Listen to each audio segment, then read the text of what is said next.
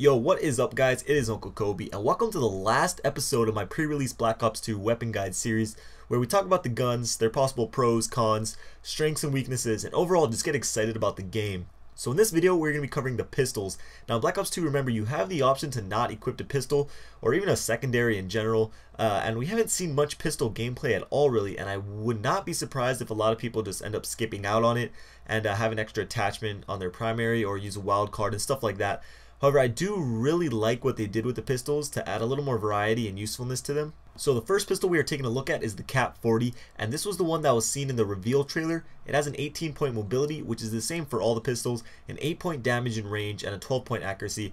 So stats wise, it has the lowest damage and range and about an average accuracy, but what compensates for the low stats is that it's a fully automatic pistol, so you can just hold down that trigger and let the bullets pour out.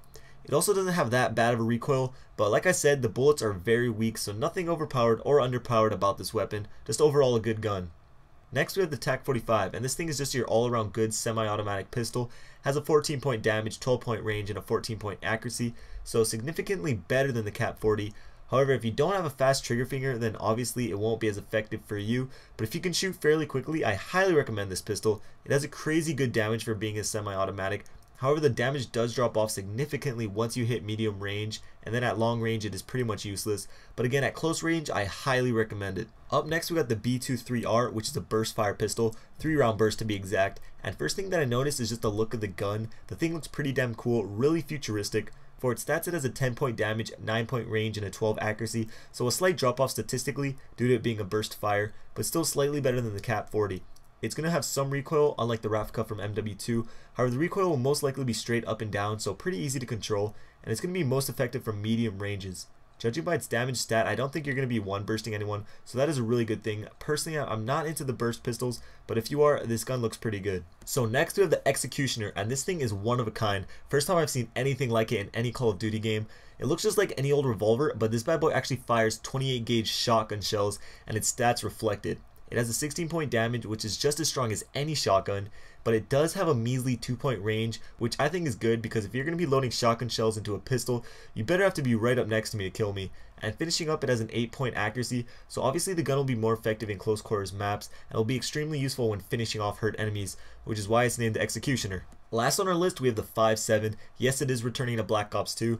I think we call this a fan favorite for MW3. I see a lot of people using it, but for its stats we got a 12-point damage, 10-point range, and a 15-point accuracy, so pretty much it's just a downgraded TAC 45, but it does have a bigger magazine size. So that might entice players to use it, but I think most people will go with one of the other choices, if they do decide to use a pistol. But just a couple things before I wrap up this video. One, I am really bummed they didn't bring back the Desert Eagle. It's one thing that they skipped out on the M16, but the Desert Eagle is just a classic. Even though I didn't use it at all in MW3, I still wish they brought it back. And lastly, I'm not sure if you remember the multiplayer reveal trailer. It has a clip with a guy using some kind of revolver, and that thing was called the Raging Judge. Well, I think it's safe to say that that thing got cut. It's not in the beta or on that Black Ops 2 class creator app that I made a video about, so yeah, that's just something I noticed. But I hope you guys enjoyed my last pre-release weapon guide video, and if you did, please show your support by giving a like. I know I ask every video, but I really do appreciate it. Just a quick heads up, I know some of you were not able to see the full-length beta gameplay I posted. I had to take it down. I didn't want to get a strike on my channel, and it just was not worth it. So instead, I'm going to be taking important parts of the gameplay and breaking it down and showing you the important information that you might have missed. So expect that video to come out later this week. This was Uncle Kobe. Thanks for watching. I'll see you guys later. Peace.